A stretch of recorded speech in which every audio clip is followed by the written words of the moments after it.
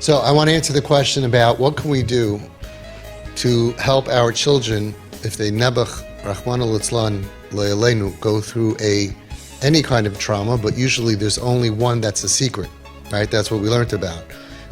Bullying and other stuff eventually usually comes out. There's only one massive trauma that can happen to a child that is a secret. A secret. Why? There are many reasons why. There's the grooming process, there's the threats, there's the shame. Bottom line is, they usually don't tell. Almost all of the people who told me that they were sexually abused as children told me afterwards that I was the first person that they told. And this is after going for years to therapists and askanim and rabbanim and schlepping here and there and psychiatric. They don't share. And we have a whole different speech about why they don't share and all of that. That's not for now. What could you do? I know of a family that there was a father that had several children.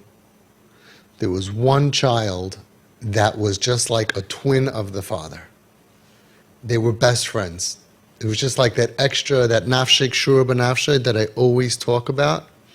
They were just the closest that it could possibly be in this world, just from birth. And the kid was a gem of a kid and everything was wonderful. And then it came to a certain point that the child started experiencing like what you described before, where they started getting angry and they started acting not according to their own nature, against their own inborn character, the sweetness and the beautiful midos, and all of a sudden they're raging and they're angry, right? But the relationship was so close that the father didn't give the child 1 minute of aggravation or grief. There was never one time he said right away, I love my son so much, something's bothering him. And without any judgment, the kid slipped out of the yeshiva system, never made it to the street, never went on drugs, because there was never any rebellion from the beginning. There was just total acceptance and understanding that you are good and that I'm on your team. And that's why there was no rebellion.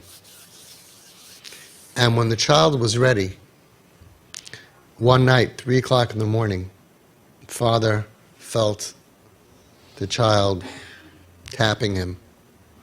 He woke up, opened his eyes, it's dark in the room. No words were spoken. Father got out of bed, hugged his child, put his head on his shoulder, while the child would just wept. And the father said, I love you. It's okay. We'll get through this together. The child knew that his father understood what that was all about. Intuitively, the child knew that I can trust this person. And it wasn't the first day and it wasn't the first year, it was years later. But because the bridge was never at all damaged and the nafshik shura was completely there, the child was saved from the whole spiral. The child was saved from rebelling. Yes, maybe there were days he didn't put on tefillin, but there was nothing to rebel about. So this was one of the only children in the world that was caught by the family and didn't have to end up on the street feeling that on top of all my pain and on top of the fact that my life was raped from me by somebody else, and I can't be the person I was and I am and I want to be. On top of that, I get the dirty looks from my parents and from my siblings, and I'm the troublemaker, and I'm the black sheep in the family, and the grandparents are looking at me, and I'm the big problem. There was none of that. There was no judgment, so there was no rebellion. If there's no rebellion, there's no drugs. And even if there would have been, it wouldn't have been the heavy stuff, because he wouldn't have needed it, because of the support of the family that just understood that my child is good. And if they're struggling, I'm not going to get angry at somebody who's struggling. The Goyish Welt has infiltrated our belief in our children to say that they have problems and don't enable them and they're going to manipulate you and don't give in a finger. We got it at my house. Find me one source in Kala Torah Kula from Har Sinai until today that any Gadol Adar said that. Never. Not from the Chazon Ish, not from, it doesn't matter. I have a whole collection. I've never seen it.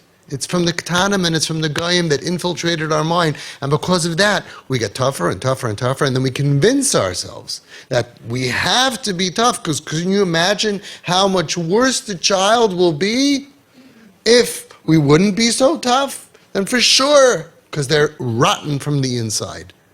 This child didn't have any rebellion. And whatever he did, he had the stamp of approval of Mommy and Tati. And when he was ready, he was able to share what happened because he had the support system from birth. He was never burned in the name of whatever.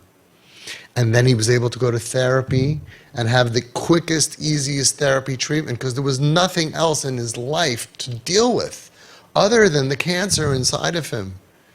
The machla is bad enough without adding other issues. I'm homeless, my parents don't like me, my siblings hate me, I'm the black sheep. You just add years and years of therapy that have nothing to do with the problem. You are not part of the problem, and we're never supposed to become part of the problem. So if you ask me, we need to raise kids from the beginning with correct Torah chinuch. And if you follow any chinuch book, it's never with anger, and it's never with judgment, and it's never to put them down, and it's never to make them feel small.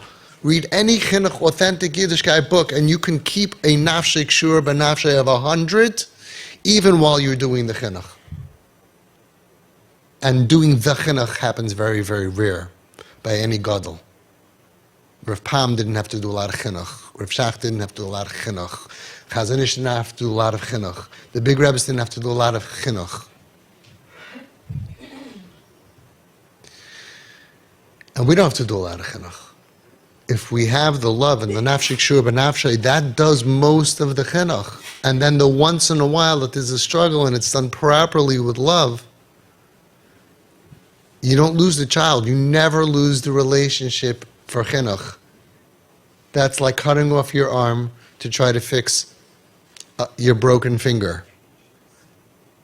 That's losing $1 million trying to save $1,000. It's all about the connection, the relationship. And that family saved their child so much pain and aggravation. Agmas Nefesh was able to heal so much faster. That's my answer to the question.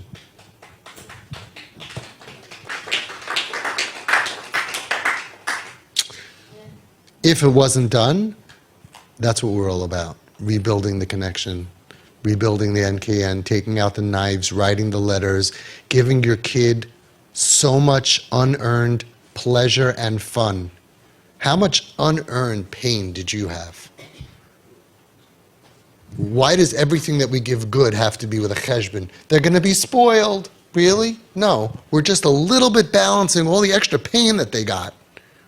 The Gaisha world got into our head, spoiled. First of all, like I always tell you, it's okay to have one more spoiled Jewish kid in the world. Let them be happy and spoiled. They don't even get spoiled. We know this, ki yodua. You look at them years later, they're so thankful. You were there for me. When we take Chai Lifeline takes kids with cancer out to Disney World in first class, they don't get spoiled from that. And after they're healthy and they're saved, and first let them be healthy, saved, and alive. And then we'll worry about spoiled. And then you could unspoil them. They're not even going to be spoiled. Your kid's spoiled? They stop. They say, no, I don't want you to. Right? And I have this so much data on this. So much data. And because they're worried the kid's going to be spoiled, they don't give them what they need.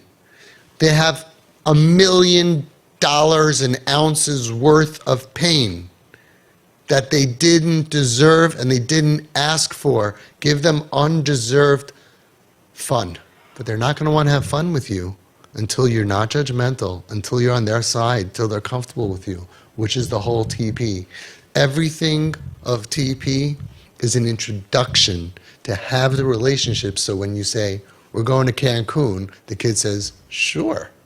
And then you go on trips and have as much fun, because fun clears the mind. Fun creates connection on a different level. Everything is just an introduction. You're learning how to do CPR.